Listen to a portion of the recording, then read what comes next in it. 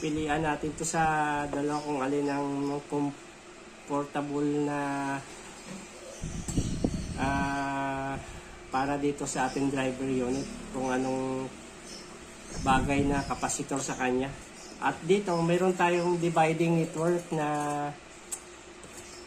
mayroon naman siyang kapasitor na na 2.7 UF. So yan, titesting din natin to kung alin sa tatlong kapasitor na to ang comfortable ang ating tweeter. Ayan. So ito ang ating live. Unahin natin mga paps. So ikabit na muna natin to. Ito muna unahin natin tweeter, yung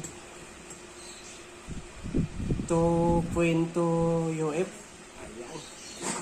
Para